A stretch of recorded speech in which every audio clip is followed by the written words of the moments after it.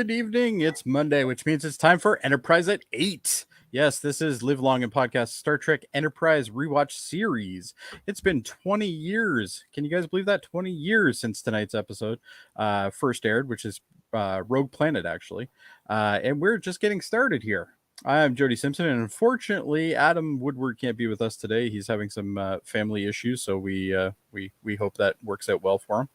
However, I do have joining me a couple other people today, and one of which is tonight joining me is Live Long and Podcast awesome producer and the man who also sees random ladies from his childhood memories running around while hunting, Dave Mater.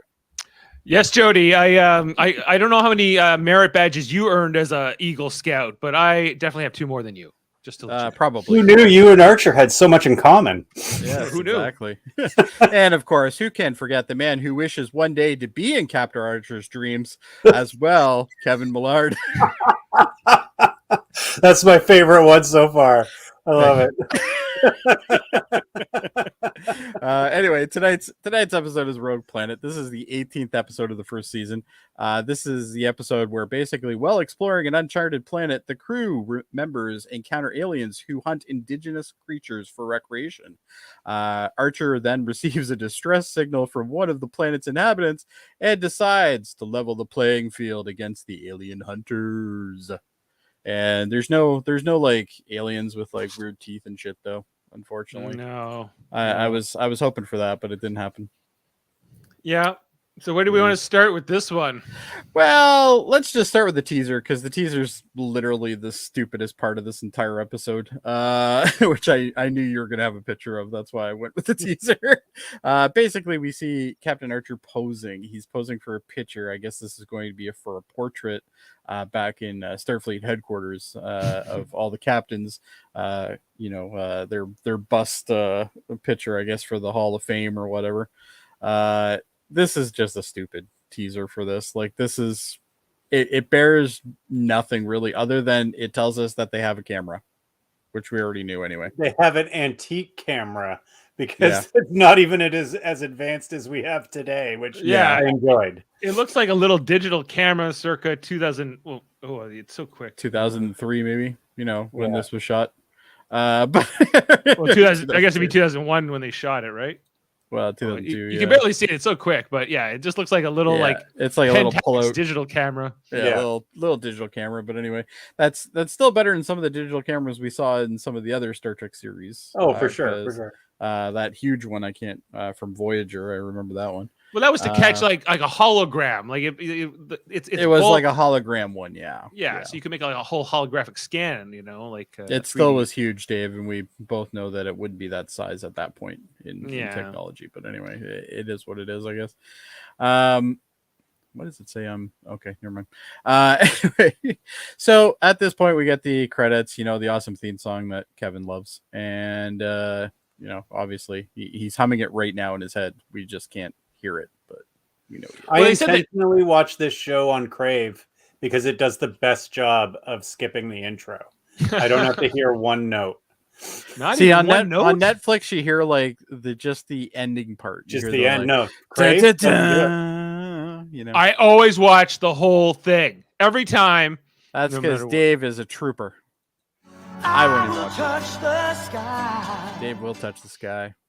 Not gonna hold him down no more. But anyway, we end up scanning for a planet. We don't need any more of. Come on, Trip is taking pictures of his friends. He brings this down to the planet too. It's so funny because it's also, it seems tiny. Like, it seems smaller than my phone. Yeah. It's like this, right? Like it's taking like, really good pictures. I don't know what would it be equivalent to, like it's almost like a Game Boy SP. Like it's like, just a little tiny thing.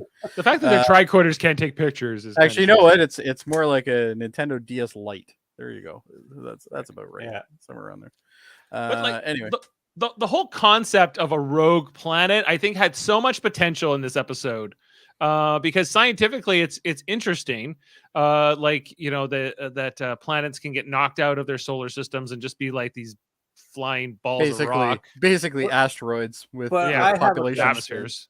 I have a question. What's that about this rogue planet? How are they standing on it? How is the gravity. vegetation growing? How are they breathing? How is it not minus 2,000 degrees? Well, There's Now no that's about the sun only near one that it. I actually don't really get. Yeah. All They of do it, explain like, it. I don't know. You can't have any of that stuff. So yeah, Well, you there's can have no gravity. there's Yeah. no yeah, you can have gravity because the mass of the planet would provide the gravity. And Yes, the but they're vegetation standing on it maybe is without adaptable any- to those type of things. And I there are guess. plants that can grow without sunlight. And just because it's out of its orbit doesn't mean that it's not still in the same solar system and still is receiving the same amount of light or whatever it needs. It does So- mean that exactly. It does mean that actually. Well, no, it just means it's out of orbit. Rogue planets can still be within the same galaxy. in the galaxy, but there's no star that it's They give- say at It's the not beginning it's of not this- orbiting a star, but it still could be near one. No, they say it is not. They even say at the beginning it's not in a system. Like it's just a It's rogue just, planet. It's just running around, eh? Well, maybe it creates its own heat source somehow. Well, they said Sure. that there was like geothermal energy in the core of the planet, and like that was escaping and creating heat within the atmosphere. There you go. That's it. Anyway, But and it would still be and freezing 'cause- cold. And, Like, and to answer your further questions, Kevin, because the writers said so. How's that? I just found that a little This is Star. off-putting. This is Star Trek. Like this happens. It's like the only thing that was a problem was that it was dark, but there would have been so many other problems with There would have it. been a lot of other for sure. problems. Oh, But anyway, it's also science fiction, and they only got Yeah. 40 minutes to actually do a little story here. Now, the story itself, though, I think is actually fairly unique for Star Trek. I wouldn't say this has technically been done before, I guess. The rock monster in the original series, I guess, would be kind of an equivalent to that. And the rock Tusk. monster. Yes. From So Deep it's Space Nine. kind of been done, I guess. Not exactly like this, but kind of same idea. Overall, though, like they come across this rogue planet, they decide, oh well, we're interested, even though, of course, T'Pol isn't. T'Pol's like, it's dark. Yeah, it's dark. What more do you need to know? Like, it's dark. And they said that they can detect. They know there's a ship down there, right? That's what. Yeah, they've detected a ship, but no life signs. Yeah. And then we find out when they actually do their landing that these guys have some sort of geothermal ability to cover themselves, so they're not tripped on sensors or anything like that. Like, kind of like a small shroud or cloak ability. Like a cloaking device type thing. Yeah. I like this idea of them being excited by hunting something that can sense their thoughts. Yes, but we That's don't really learn important. that until almost the end of the episode, right? Right. Like, and which makes more sense as to why these guys are considered like top-notch hunters. Like before, it just sounded like it was 4 guys with, a couple cases of beer and some phase weapons. Like that's literally what you kind of get the impression of at the beginning. Is it's like these guys are just there, and it's like they get to hunt, that kind of cool. But I do like the fact that they mentioned like oh well, humanity doesn't do that anymore, and I'm thinking to myself, well, if humanity doesn't do it anymore, we must have massive overpopulations of some animals now. Like Earth must be like crazy now. Yeah, we when it figured comes all to that animals. out.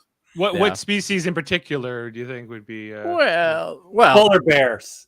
They polar bears. had a hell of a rebound, and they yeah, they'll have a took great over the rebound. planet. Whales and stuff like that, I guess. Yeah, but Yeah, the- and whales, right? Humpback whales. well, they need the wait, no, whales. They that's need the the whales for future from Kirk, here. right? Kirk needs whales, guys. Yeah, like there's definitely like a political aspect to the episode. The episode is definitely a commentary on hunting, and so And imagine depending where like you- Pennsylvania in this time period. Like Pennsylvania would be just littered with deer. Like who would be hitting them on the side of the road? Like it would be they hit them with shuttles instead, shuttle pods. hit them with shuttles instead. Okay, Yeah. so now we have flying deer. Actually, they were all those deer we saw in Pennsylvania, New Jersey, Jody, when we were. I know that's what I'm thinking. Like like imagine if all those lived. They would have a lot of deer. They'd have a lot of deer. The deer they'll They'll find some flourish one grassy way or the other. field somewhere. Why does it say powered by StreamYard on the top of our thingy? Oh, I hit the logo. Oh, there we go. Okay. Anyway, it is It is technically, but It is powered. you know, I don't need think to- I think you pay good money for that. not to a be there. sponsor. Not a sponsor. Yeah, they're not a sponsor. Anyway, so a landing party ends up happening, which is Archer, T'Pol, Reed, and Hoshi. Which I guess kind of makes sense if they're going to communicate. Hoshi needs to come. Past that, no idea why she's there. But and they're kind of going through the dark, and they're like, our infrared doesn't work for some reason. Yeah, which that didn't make any sense to me. I was at like, all. well, why doesn't it work? Because it's not convenient to the story. And Obviously. then they're kind of. But they got these kind of Borg like glass things on. Yeah, which like are these kinda things, neat. like night vision, but only in one eye. Because I guess you need to leave one eyeball free. Well, you can also pretend to be a pirate, a space. Well, age you try pirate. looking at a tricorder through one of those things, right? Like Yeah. that's probably why they have the one eye situation. I like so them. that I way. think they look cool. I think they're fine. I think as it comes to Star Trek props, it's not bad. I can't. Do they ever bring these back in the series? Like after this, I don't remember. I don't remember any other Star Trek ever. I don't remember, but that doesn't mean they didn't. Mm-hmm. Yeah. So- and the other guys, and they the have guys, like these. the other guys red have guys. these like red ones. Yeah, red ones that are basically just an acrylic shield with LEDs around them. But Not one as way or the cool. other, still, you know, Hmm. it's still better than anything the original series showed us than props. So Right. it's got that going for it. It was interesting. I guess isn't that hard, but still Yeah. it is. But anyway, they make their way through the dense jungle. And there's a scene where Archer and Reed are talking about the merit badges that they've got, which you mentioned a little while ago, the Eagle badges. Were you a Boy Scout? I was an Eagle Scout. Yeah, he was an Eagle Scout. Like, one of them has 24 badges, the other one has 26. Malcolm had more. He had to. Well, kinda- Malcolm obviously would have more. He's more useful than Archer. It's like, well, that maybe just we'll makes get our sense. exobiology merit badge. She's like, I already have that one, sir. Yeah, he's It's already part got of- that one. Sorry, Archer. And do they really issue them to grown-aged men on, away missions? I don't think they do. No. I Yeah, think it's they're for probably you're kids. probably limited to what you have at this point. Yeah. But anyway, Were you guys maybe Boy there's- Scouts or Cubs or anything? No. No. As in the Air Cadets. about Kind as of the close as same. I Did can- you guys have badges? Well, We don't need no just stinking yours. badges. No stinking insignias. badges? Yeah. Insignias. Okay. Yeah. Well, I was in Cubs and then Scouts. For How many badges did you get, Dave? I know you're dying to tell us. I got all 5 stars, Jody. And, Did you? Good for you. I even got the Tawny I don't know what that star. means, but good. There was 5 stars and a bunch of badges, and I could never get. But then there was the one like I speak French. I could never get that one because I don't speak French. Didn't you live in Quebec? Yes, Jody. I thank you for bringing up Anyway, this painful all right. memory. All right. Anyway, let's move on. Anyway, they end up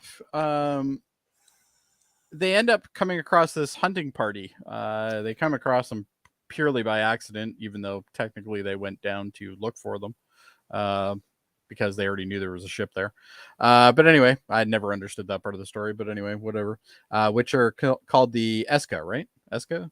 They're called, the Eska, I think. Okay, and these 3 actors who play the hunters, I know these guys. Like they've What the main guy definitely, like, his voice is so familiar. this guy, you mean like the leader? Yeah, the leader guy. Yeah. Yeah, his name is Keith Zarbajka.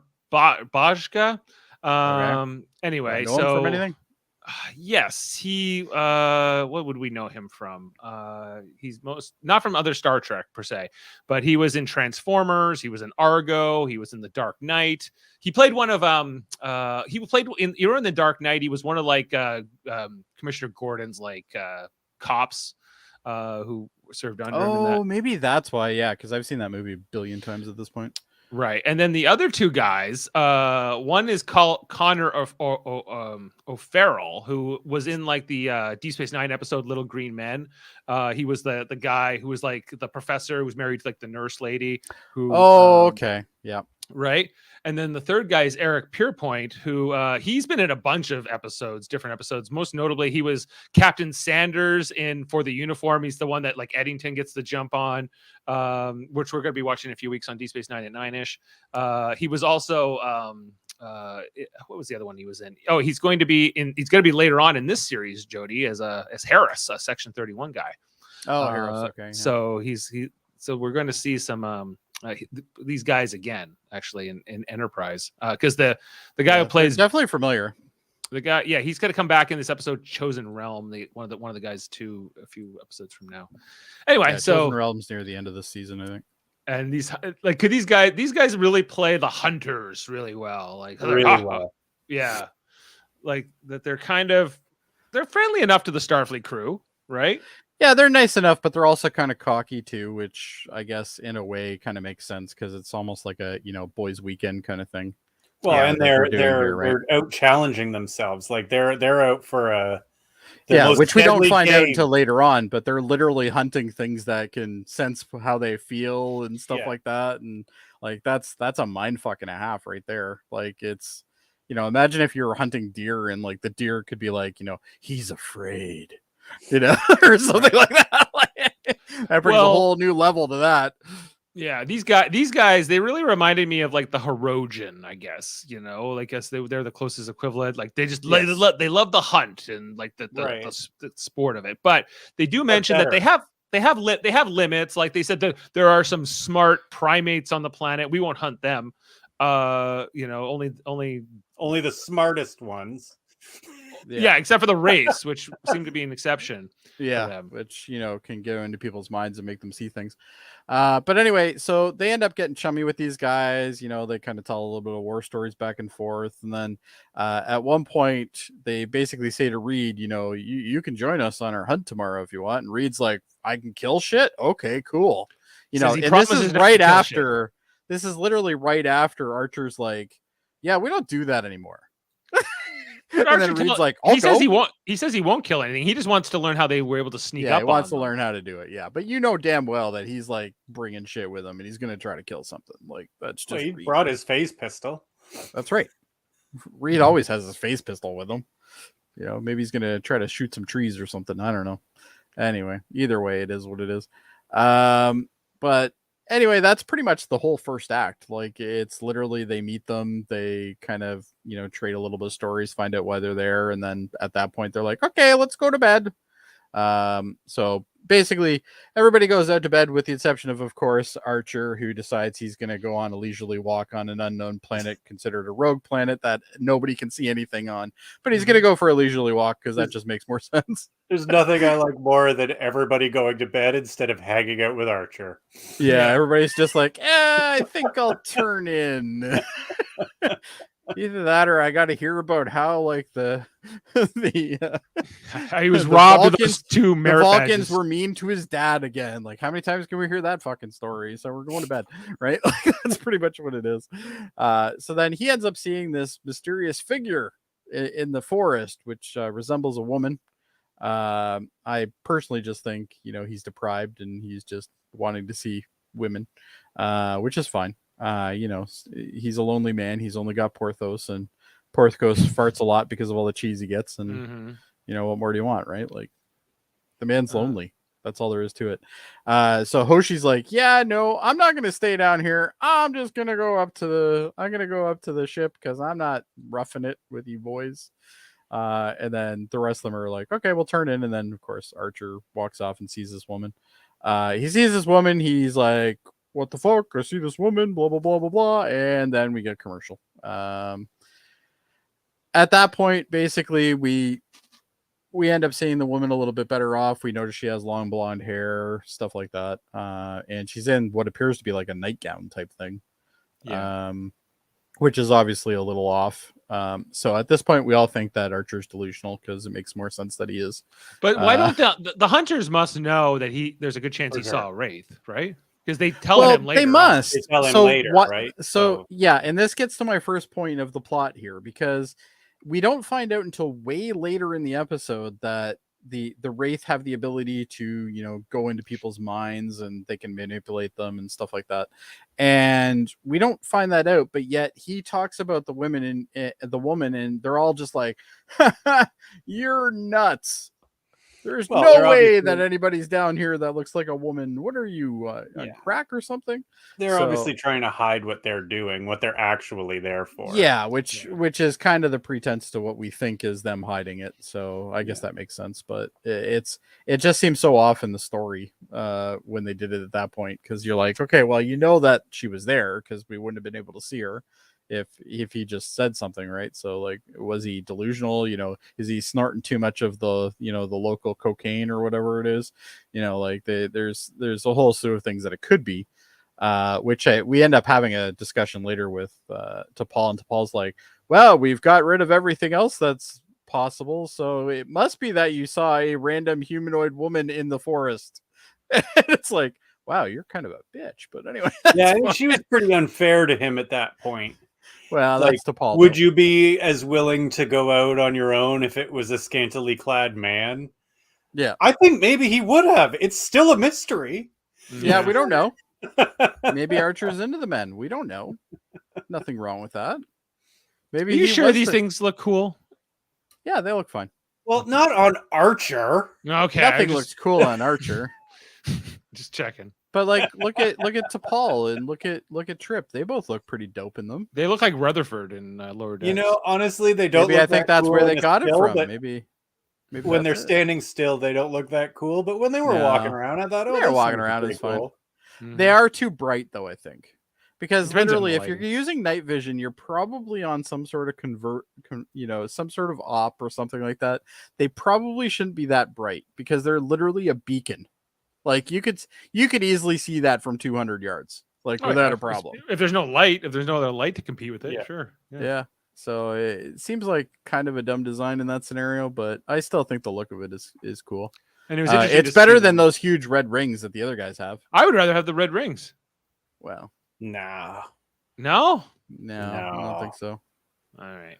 Because this also keeps one eye available for him to do stuff like aiming down sights and stuff like that. Where theirs, it's like whatever they can see, if they're seeing like a reddish tinge to everything, it's going to be on everything. Yeah. So, but it could be like a heads up display. We don't know. We don't know what Alright. they see. But either way, the second act basically starts with pretty much just Archer waking up, and then the captain's like, haha, see any more weird ladies in the forest, jerk? That was basically the whole thing. And you get kind of that, jerky vibe from them. But at that point, that's where the story kind of makes you think, okay, well, there is more to this because these guys are acting kind of strange.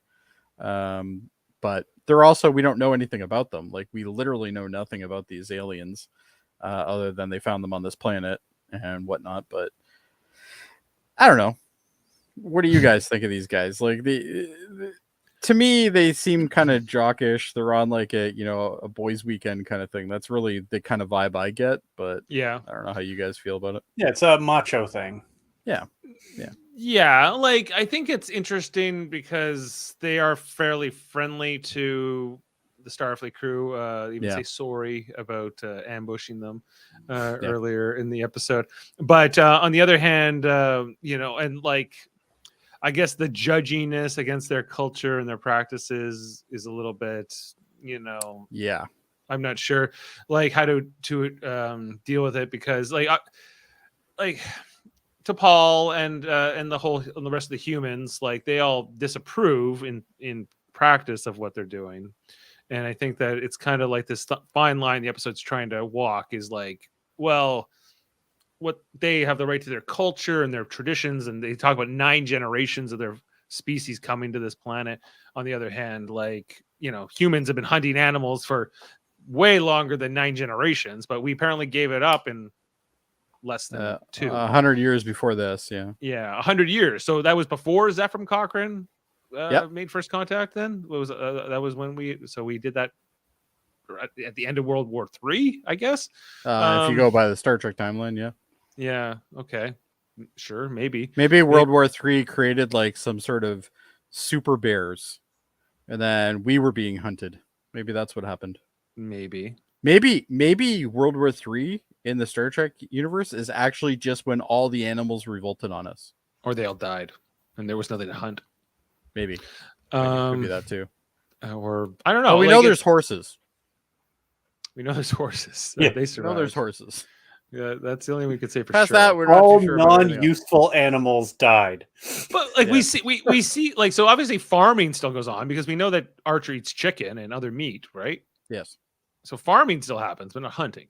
Oh, Okay, this is a big conundrum. See, the problem with Star Trek and the Star Trek timeline is we have that whole area that we don't really know what happened. Like we know some things, but Like, is that from Cochrane to when Archer goes out? You mean? yeah, like we Like don't 90 know much of years? that. Yeah. And we also don't know what happened between the Enterprise B and the Enterprise D for the most part. Like that entire Enterprise C. well, we know the C showed up obviously, but we don't know lost what era, happened yeah. in the timeline at that point. right? Not much. So Yeah, you're right. There's about 90 years of Star Trek that is kind of Yeah, yada that's- yada. It's undefined largely. right now. Yeah. Right. So, but anyway, and it's got a lot of potential. They said that that's the potential for new shows. They can do stuff in there. Get Yeah. those monster maroons back. As they got to bring. Actually, I saw a video on. There's something queued up on my YouTube. I haven't watched it yet, and they're using a screenshot of Alan Ruck from the Enterprise B. Yeah, I I'm watched. like, imagine giving him give him a ship and give me a show with Alan. There was Ruck. like all those like that whole era, like from I'm down with that. Country Like to and the every so beginning of- often have Ferris Bueller guest star. That'd be amazing.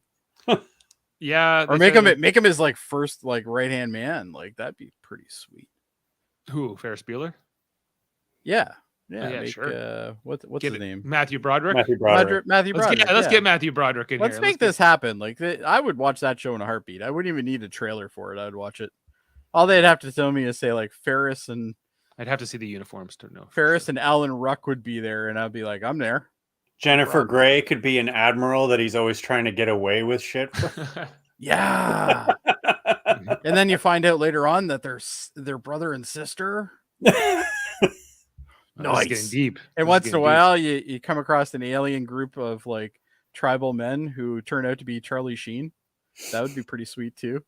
Oh yeah, man, we got to pitch this. We got to pitch this to Paramount. Save Ferris. This is they could be on like the USS Save Ferris. Yeah, that'd be pretty sweet.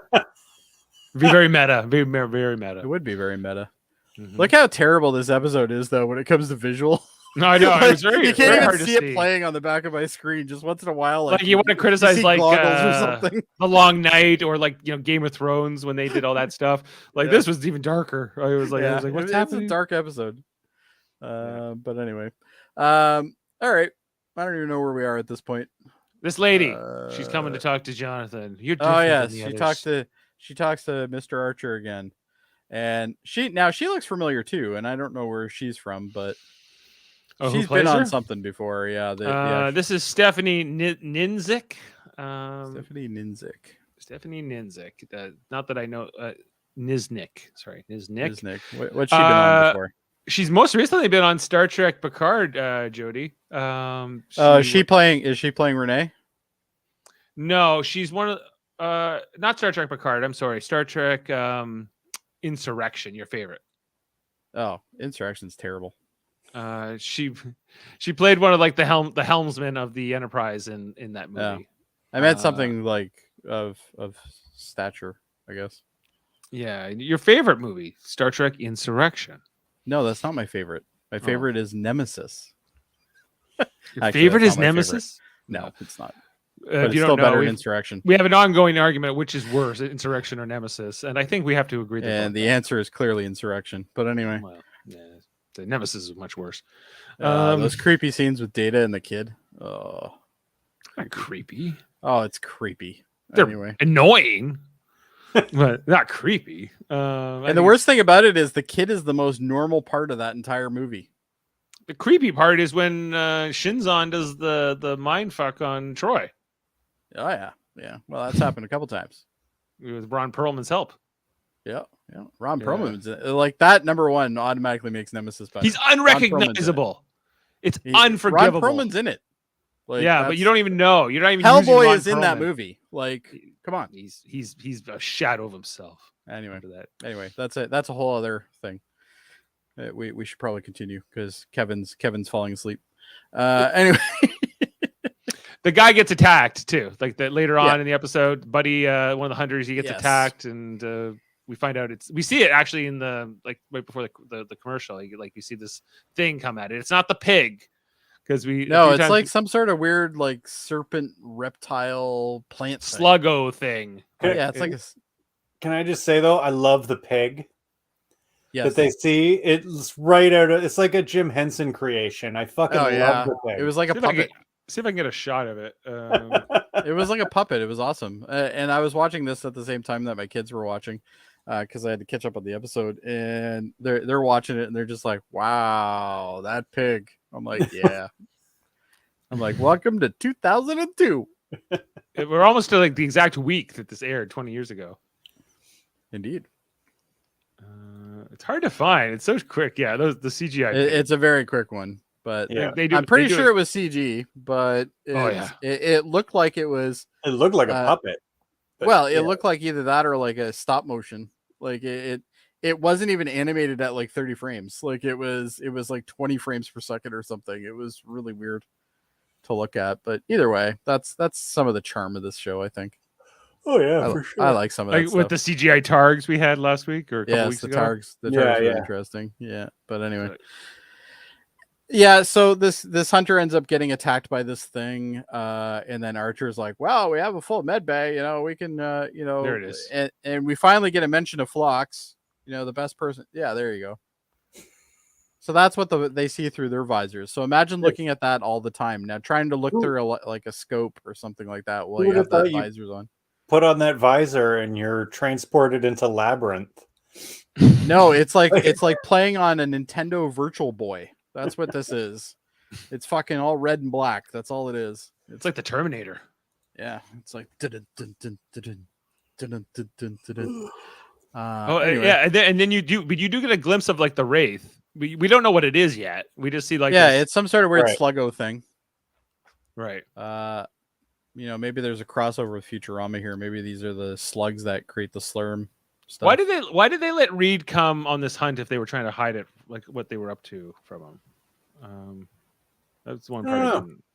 That's a good question, actually, because if you're trying to hide I guess maybe the question is, do they need to hide it?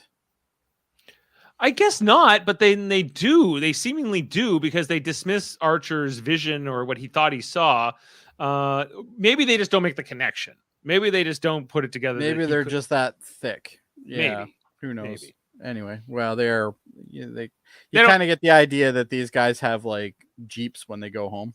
Like they got Jeeps and they have like the sticker that says, "If I'm upside down, tip me over," that kind of thing. I'll take your word for it. And they probably wear Billabong, Billabong hoodies when they're. Well, they're kind of wearing like this camo pattern too. In their costumes. But again, the aliens camo in the dark.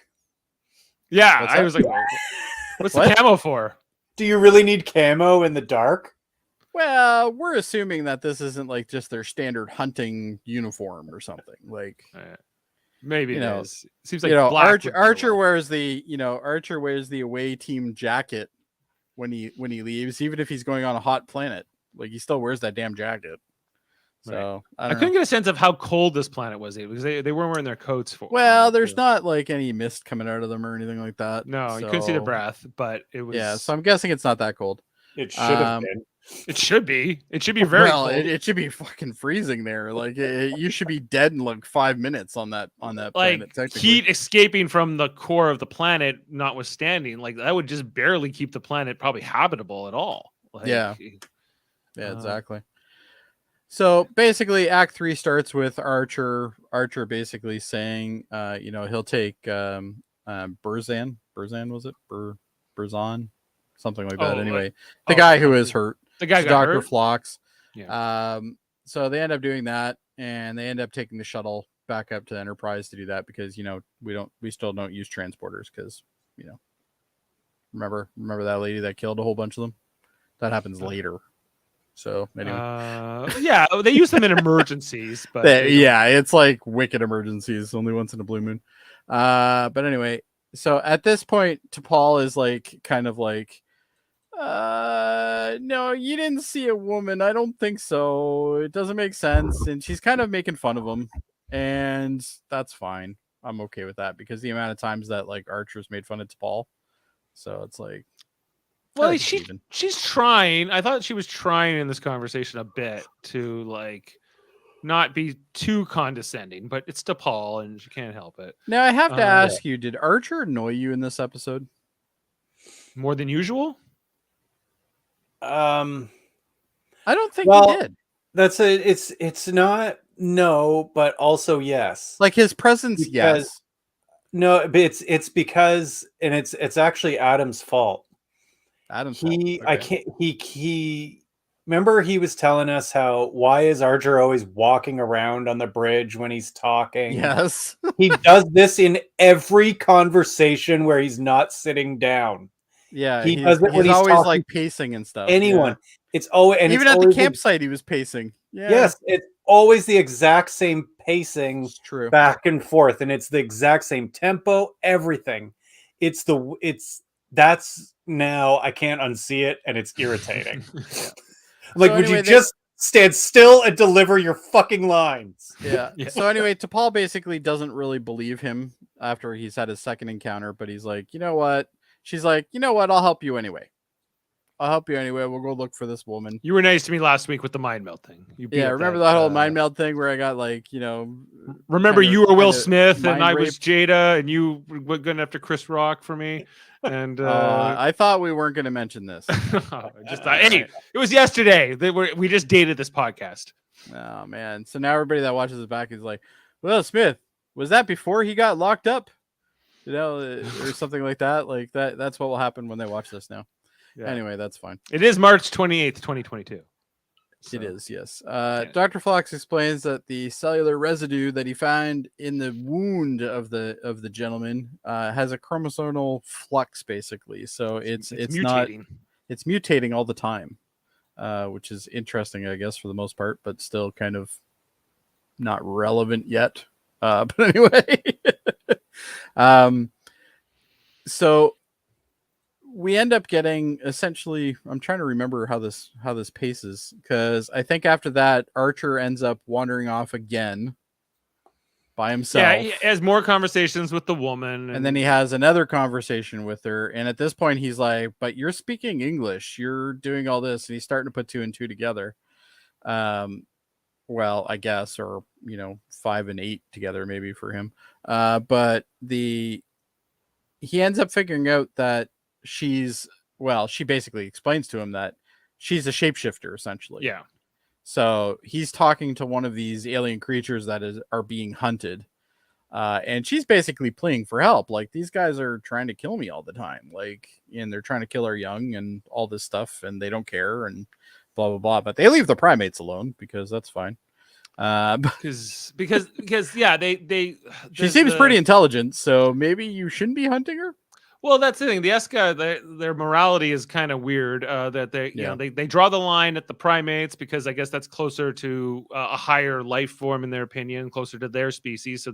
But they don't put the race in that category. But that might be because they just have bad blood with the race because of 9 generations and like things. And later on, we find out that the main captain guy, his dad was in a hunting expedition here, and they killed a whole bunch of them, and only like a couple came back.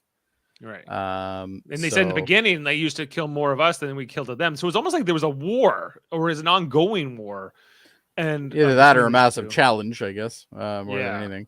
But anyway, we get all this back history now of all this, and then Archer's basically like, like I know you. I know you. You're very familiar to me, blah, blah, blah. Kind of like I do every time I hear a voice on Star Trek. I'm like, who the hell is this? I know them from somewhere else. But same idea. And basically she says, well, you do know me. I am familiar to you, and I've chosen you because you're different than them. Right. Which I guess basically means that he's of a different species. Because I got the impression he was different than the hunters, not different than the other people that are in his away team. So it just happens to be he's the one that was chosen to be talked to, I guess, but also he's the one in charge, so maybe they put 2 and 2 together there and did that. After that we get yet another commercial break, and then we go to Act 4. So at this point the wounded guy's back. Phlox has kind of healed him up, and then they said, "Oh, well, we got one more Drinking up a night." storm. Yeah, we got one more night. They're drinking up and all that. And at this point, he kind of, I guess, wait, what was the guy's name? I'm just trying to find it. Damaris, right? The leader, yeah. Explains that the prey here are different because there's something that gets inside of their minds and senses their thoughts. So at this point, that's when we finally learn this. So at this point, we pretty much know who she is, because even at that point, we don't totally know everything. Like she kind of mentions it, I guess, but I didn't really get it until this part. I was getting the sense that, yeah, she was some kind of ambassador on behalf of the planet. I didn't know what exactly or where this was going, but that she's like one of them sluggo shape-shifting people. But like, why didn't But if they're shape-shifting people, then why can't they shapeshift into something that's like really useful? Like, like Odo used to shapeshift into a whole bunch of stuff, right? Mm-hmm. But we see one scene where she ends up being a tree, or somebody. One of them. Why did you make it like a tree and leave? Wicked. That was awesome. That was good. As Devin has said, like a giraffe. Right. Could have easily been a giraffe. But then we would have to assume she knows what a giraffe looks like. These hunters, I find it interesting. It can't just be like a bloodlust either, because there are rules, right? Yeah, they have rules. They have rules. They have legislation by the sounds of it as hunting well. Season. It's like a preservation thing, so that future generations can enjoy killing. So it's probably the same idea of when you go hunting, you get X amount of kills a year kind of thing. And it almost sounds like these guys don't get to come every year. It's like a once in a blue moon kind of thing. No, they said some people wait decades. Yeah, that's what I'm catching on to. Yeah. So I guess this is more of a traditional thing than a preservation thing, I'm guessing, but they probably have limits. So then that way, the next generation that comes can deal with them as well. So basically at this point, this is when Archer gets upset. So Archer's like, but we don't hunt animals, so you have to be just like us, because that's just how Archer rolls. And he gets angry. He's kind of angry at them, and then at that point, he's like, "Yeah, we're gonna kind of, here's to your hunt, and we're gonna kind of go now." Yeah, he has his conference up on the ship with the doctor and everything. Yes, Phlox is totally wasted in this episode, by the way. He could have had more to do, for sure. He could have had a lot more to do. But anyway, it is what it is, I guess. But then Archer ends up having a discussion in his quarters with Tucker, with Trip. Well, he's a big. It's in the mess hall, and after he gets it's in the mess hall. That's right. Yeah, glass of milk. Yeah, first he orders a milk, and then basically he goes, I know this girl, and then I got thinking. My mom used to tell me this, kind of nursery rhyme singing thing before I went to bed. And it was about this girl, long flowing hair. She had cherry blossoms in her hair and stuff like that. And then that's when he kind of puts two and two together, right? Paces all over, just pacing in this scene. This is a weird one. Yeah, I don't like the speed of this episode. This episode's all over the place. Sometimes it's really fast, and other times it's like, whoa, what are we doing? But anyway, I'm sure my recalling of it is not any better either. No. I mean, Archer pacing back and forth. Yes, and of course he is still pacing. Yes, that's what I mean. I guess that's the other part of the pacing that's the issue. So basically he ends up telling him that it's a Yeats poem called The Song of the Wandering Angus. Angus? Yeah, anyway. And it's about a man who catches a fish that turns into a beautiful woman with apple blossoms in her hair. Sounds intriguing. I don't know about you guys, but I'm definitely sold. I'm going to look that up right after this podcast. But I've already forgotten about it. Yeah, me too. Anyway, either way, I guess this is the link. And the link is this woman that he's seeing is a manifestation in his head that he had when he was a kid. And this is the woman that he pictured whenever he heard this this poem, or whatever you want to call it. I guess it's technically a poem. Yeah, that was weird. I've never imagined somebody Odd. from scratch with that is Never not based played on D&D? somebody. I've never imagined a face of somebody I've never met. Like, Yeah, face is a little odd though. Yeah, for sure. um, But yeah, okay. Anyway, but the thing is, part of the poem is, she calls his name out and then vanishes, and the man spends the rest of his life searching for her. Right. So I guess this is kind of the same thing. She keeps calling out, Jonathan, and then that's it. But I guess that should have no one really calls him Jonathan right he now. would have been Johnny back then. Yeah, it would have been Johnny. So Admiral yeah. Johnny. Yeah, Admiral Johnny. We know that from the Notebook from, what was it, last episode or the episode before? I think it was last episode. Yeah. Yeah. The one where he just stared at the cover. Yeah. Yeah, he just stared at the cover. Yeah. So basically, at this point, Archer is kind of like, well, we got to do something about this. He's very outraged about this because, honestly, if Twitter, existed at this point, Mr. Archer would have some sort of handle on Twitter and he'd be pissed off about everything, because that's what Archer does. He gets pissed off at some sort of cause almost in every episode, because that's kind of what he does. He's the kind of guy that you're pretty sure hangs out at Whole Foods. Like he's that guy, right? But anyway, not to offend anybody who goes to Whole Foods, by the way. But it's a big segment of our audience. Yeah, it's a massive segment of our audience for sure. But anyway, now at this point, does he say he wants to stop it, or does he go back and talk to her again? I think he talks to her again. He basically gives them an advantage because he tells them how the hunters are detecting them through their camouflage, because there's some kind of chemical thing. Yes, they produce a chemical whenever they camouflage themselves, and that, I guess, they have sensors now that can detect that. And that background scene there. But anyway, I'm already bored with this episode, guys, quite honestly. And I remember this being a fun episode, and at this point, I'm kind of like, it's time for this to end. This feels like an original series episode to me. When you get near this point, you're like, why am I at the 50-minute mark? Like it's brutal. Yeah, like, I don't know, like I'm just bored at this point. Like, yeah, like, I didn't love this I like episode, the premise. I like the premise of this episode. I think this is what the show is for me all the time. Like, it's like they've got some good ideas, but the execution is just mostly not the execution there. We've seen can be much better. Absolutely. I gave a 9 last week. I loved that episode. Yeah, you like that episode, right? And it's one of those things where this episode, I remember it being good. And then when I did the rewatch, I'm like, it's not as good as I remember it. Like, I like the premise. I love the idea of it. I like the premise. Yes, the story is a little off, but that's fine. But the conclusion is just terrible. Like, it's so fast and so terrible. And like the smug Archer scene that seems to always have to happen at the end.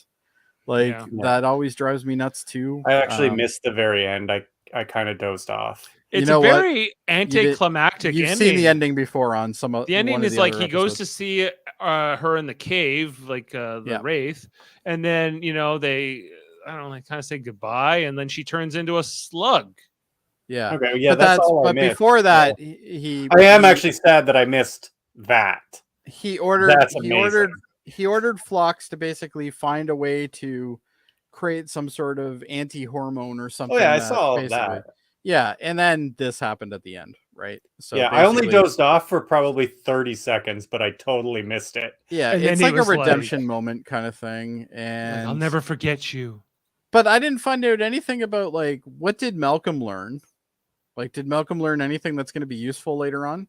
No. No merit badges. Hoshi and all this at this point, because Hoshi literally was there for a little while, and then we don't see her at all at the rest of the merit badges.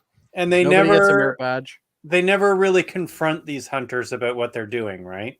No, they basically just are like, we're just down here to, do more look scans. at some other things. And, we're doing some more scans. That's what it's missing. That climax. That it needs the confrontation. Yeah. The wrongdoing of Well, the in my other opinion, people. like you can disapprove of what the hunters are doing all you want, but they kind of Yeah. do betray their trust in this episode, from my Yes. perspective. Yes. Because they if they And can't come to this is terms on their obviously values, pre-Prime whatever. Directive again, so we can meddle in the affairs of others. It's fine, and that's kind of what Archer still does, and he does that throughout the series. It's nothing new, but this is before the Prime Directive. I get it. He's got a sense, but like the ending, just like in a lot of the episodes in the first season, the ending is either too fast or too ridiculous, and it I don't know. I remember like when I figured out that this was the episode we're going to be doing this week, I'm like, all right, I like that episode. It was a good episode. I remember it. And as I'm rewatching it, I'm like, this is not that good of an episode. Not compared to like last week. Last week was a better episode. My favorite Star Trek episodes are ones where either you are made to think about something, Yes. or like you're going along with one of the characters learning something about themselves. Yeah. And there's Yeah. none of this in this episode. No. You know, It would have been cool learn if like anything. the end of this, like Archer like pulls out his phase pistol and shoots one of them in the leg or something, and he's like, how do you like that? And then he like goes away or something. like even that would have been a better ending. Like, what was the point of it all? Yeah, That's the problem I have. exactly. Yeah. It's we spent 45 minutes invested in this story to find out that at the end of this story we're no better or worse, and the only thing we've done is we've given Phlox something to do, and Archer's mad about how some alien deals with something, and it's like, but you have to understand they're different than you, and they are going to do different things than you, and that's just how that is. Like, it's Also, you've got this main cast, and the stars of the show are the fucking hunters, the guest Yes. stars. Yeah, the guest stars are the actual stars of the show.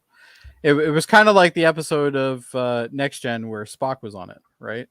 Right. Like, and same thing with That the was Scotty episode, like the Dyson Sphere episode. Like both those episodes, everybody was in the background for those episodes. Not as much Jody though, mind you. Jody was pretty much in the Dyson Sphere one, but like everybody else was just background characters for the most part. Like they had one or two lines and that was it. Like even Picard isn't that big of a deal in the Dyson Sphere one, but and it's the same thing with this one. Like it's just like it's gonna get a mediocre rating for me because I was really hyped to watch this episode. I was so disappointed when I finally got to the end of the episode because I'm like, you know what? I don't remember the ending, and now that I have seen the ending, I'm like, man, I must have been pissed when I watched this when the you first time said and forgot about it. When you said you get to the end and you go, "What's the point?" That's exactly it. That's it the all. problem with this episode. To me, like you can sum this episode up like basically you have the Eska and you have the race, and they're at war with one another, basically, right? And basically he kind of I think for war, both of them have to kind of consent to a degree. They are. One's killing the other, but they're both killing each other. Yeah, I don't think I get one's the aggressor. I get the Eska are the aggressor. Yeah, one's the aggressor, obviously, and then obviously one's defending. But there's no real, like, nothing's changed. Like, yeah, you've given them the ability to make it harder for them to kill them, but you haven't taken away their ability. You haven't like sanctioned the planet and said no, you can't do this anymore. They know they but can't. It's not their point to do it. Right, they don't have the means to do it either. So it's like... either way, I'm disappointed with this, and at this point, I don't see any more reason to talk about it. Anybody else? No. Do you want to do fun facts or what are we Let's doing? do fun facts. All right, who's doing it? Oh, good point, because Adam's not here. Give me a second. I'll do fun facts. That's fine. Fun facts with Jody, even though I haven't looked it up yet. Come on, you got to fill some time, guys. You got to talk about things. Details discovered by Dave include. Let's hear one. This is the only time the Enterprise used their green glowing night vision gear. So we won't there see you go, these Dave. we won't see these again. Oh, really? So it is the only time that we actually one and done. That sucks. All right. So, fun facts, gentlemen. We have, let me just bring it over to my other screen here and make it easier so that way I'm not staring off. Okay. Yeah, don't prompt me to rate this again. Thank you. Okay. The title refers to an object the size of a planet that is not in a gravitational sphere of a star that travels around the galaxy on its own path. So obviously that's what a rogue planet is. Yay. We already kind of knew that, but anyway. The bottles of liquid the Eska possess appear to be reused blood wine bottles from Star Trek Deep Space Nine. I didn't know that. I didn't even notice that. Yeah. That's funny. That's interesting. I kind of picked up on that. Yeah, there you go. I'm glad you did because I didn't. The use of the torches and flashlights would have canceled out the night vision green light glasses. Right. Kind of true. Well, good thing you have one eye open. You have one eye free. I didn't Well, pick up on that, but that's even worse. Kind of makes sense, I guess. Than the planet being cold. Yeah. The rogue planet's atmosphere would have been many times denser than the one on Earth. Otherwise, the atmosphere would boil off into space. If the rogue planet did have such a dense atmosphere, the atmospheric pressure on the surface of the planet would be far too great for humans to survive, even for seconds. Yeah, so There you go. this is not scientifically feasible. That a No, planet This could- is a uninhabitable. feasible episode for sure. yeah. Eric Pierpoint, which is one of the he plays Sharat in Liaisons. You mentioned that earlier, I think. One of the alien guys actually read for the role of William T. Riker in Star Trek: The Next Generation, as well as the lead roles on Deep Space Nine and Voyager. So Never got that it, one actor has actually tried to be in everything. So Ended up being that's a frequent guest star instead. frequent guest star instead. And of course, this takes place in 2151. So there you go. Busy year. And you're right. Oh. Stephanie Niznik did play, who plays the Wraith, is also played Purnam in Star Trek Insurrection. A trill. Or is it Patrol? No. It says no, Purnam. she was a trill, I'm saying. She was a trill. Okay. In Star Trek Insurrection, or better known as the worst Star Trek movie. Yep. Jody's favorite. Yeah. Well, actually, no, it's not the worst one, but it's the worst of the next gen ones. But anyway. Yeah. And I think that's it for fun facts, because this episode Not wasn't fun. factual or fun. All right. Let's go ratings then, Jody. I'm going to be harsh here, Dave. Harsh it up. It's gonna be a hard one for me. Let me think about it for a second here. Where are we in the scale here? You know what? I'm giving this a 5.5. This is not 5.5. nearly as good as I remember it being. Adam can't be with us, as mentioned, so we'll see. If we can I'm get sure we'll get rating his later. rating at some point. I'm going 4.5. 4.5. Wow. Yeah. Yeah, and I'm giving 1 point to each of the guest stars. So 3? 4. 4. 4. They all had excellent. And I'm still the performances. highest rating This one. episode sucks. You're still the highest rating, It is not a good episode. but none of our averages went up tonight. That's for sure. Yeah, Even on that's true. IMDb, this has a significantly lower rank. Being up there with like, other than Fortunate Son, it's got a slightly better rank than Fortunate Son, and which is also a terrible. and Terra Nova. So like this is in Terra Nova is garbage episode. It actually reminded me of Terra Nova. Yeah. And who wrote this episode? Chris Black wrote the Who teleplay, cares? along with Berman Braga. I'm so disappointed by this episode. Such a great premise, It needs a point. It needs a moral. but it had no point. Yeah. At no point. It felt like somebody just went, you know what? We need to put an episode in between this episode and this episode. What can we do? If it's not going to have a moral, then it needs to be funny. It needs to have something. It has to have some sort of hook. Yeah. And it had no hook. There was It nothing had there. No hook. And it started off strong too. Like you're like, oh, cool. They're going to an unknown planet. There's hunters on the planet. This should be interesting. Maybe somebody's going to get shot, right? Well, Maybe. Jody, like what comes you couldn't, after you this? couldn't, you couldn't have just like quickly like side sniped Hoshi or something. Like, come on, didn't even do that. Didn't even hit anybody, except for the guy got attacked. But anyway, what was that, Dave? Jody, what comes after this episode, though? That's a good question. I didn't even look it up yet. Well, I can tell you in a second here. Hold on. Oh, you know what? It's Acquisition. I knew that one. That's the one with the Ferengi. Yeah, it's a Ferengi episode. I'm just trying to remember the actual plot of it, though. And isn't it Neelix? Like, isn't it Ethan Yes. Phillips in that Yeah. episode? Yeah, he's one of the He's in the Ferengi. episode. Yeah, I'm pretty sure he is. Yeah, And Clint Howard really? and Jeffrey Combs is in that episode. yeah. It's a big guest star episode for sure. I'm just trying to get the. Sorry, I normally have this, but I was running late today. Acquisition is the 19th episode, and Matt Malloy. Of course, they don't give me an. When intergalactic pirates board the Enterprise and stun the crew, unaffected Trip is the only one able to stop them. It's very reminiscent of Starship Mine, the next gen episode where they're scanning the Enterprise and he's the only one on it, Picard. Right. And it's very much kind of like that. Isn't Trip in his underwear the whole episode or something? I don't remember. I think you That might have sounds like dreamed something that, you Dave. would remember. Yeah, are you sure that wasn't a fanfic that you were reading? Yeah, that's what I was going for. Maybe he was ran into a wraith and got into his mind. Maybe he did. Oh boy.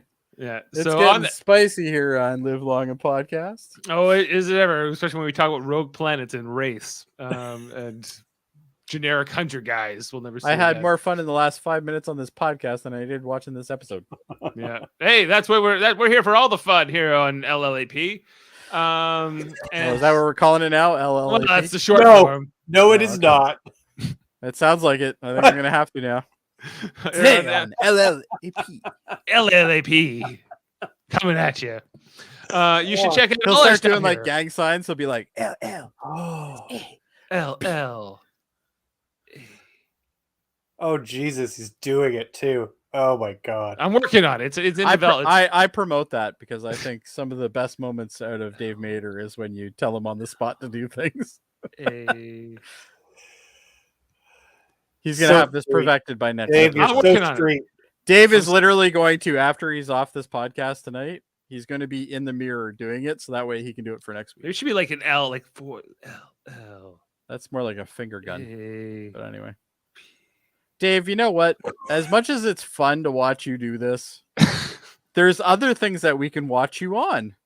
Oh, Not really? only that, but this channel has a whole bunch of Star Trek content. Oh, excellent. I can't wait to tell you all about it. Well, in addition to our Monday nights here on Star Trek Enterprise, every Tuesday night we talk about an episode of Star Trek's Deep Space Nine. We've been doing that for 2 years now. We're up At now to around season 9-ish.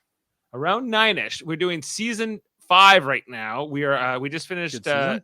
episode 10. Now we're moving on to tomorrow night, season 5, episode 11, The Darkness and the Light. And this is an episode where Kira's friends from the Bajoran Resistance are all being murdered one by one.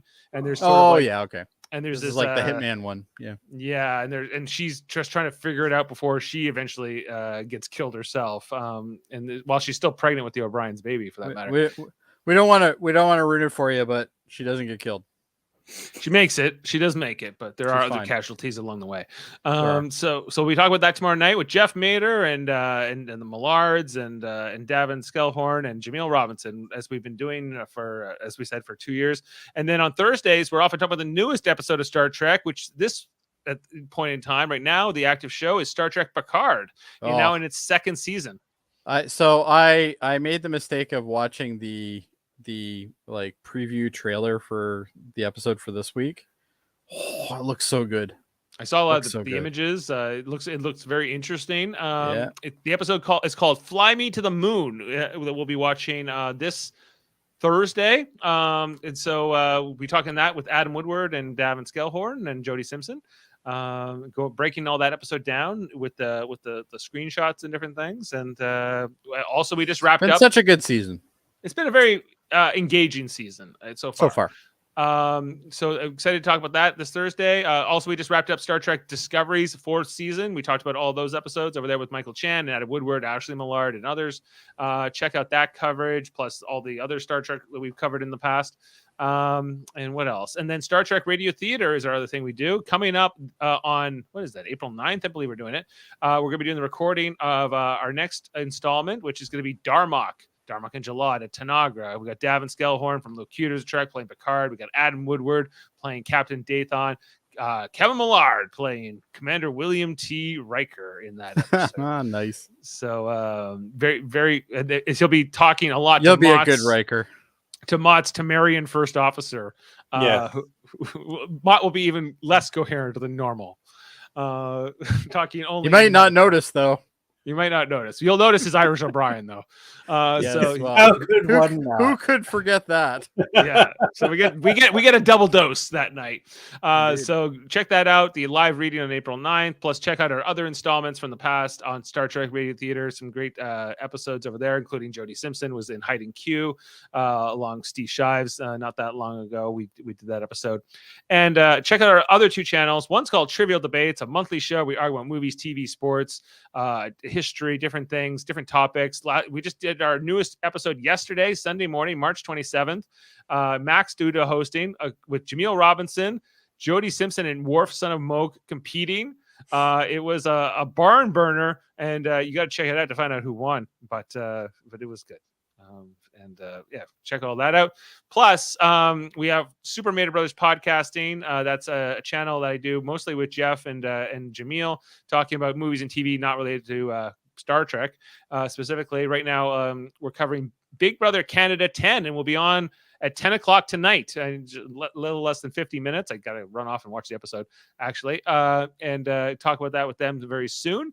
And plus, Survivor Season 42 is in full effect right now, and we're covering that every Wednesday night. Also, check out our Friends podcasts, including we got Michael Chan and Alex Blackburn got the Hellbound podcast, a horror podcast they do every Wednesday. We got my son Eamon Mater under his alias Sam Jerka doing Let's Talk About Fighting Games, where he talks with Super Smash Bros. Seth. I think you need to find out how he got to that name. Sam Jerka? Yeah. Yeah, I don't know. I don't know if I want to know. No, I don't know if you do. And then, but I want you to know. Yeah, I know you want me to know.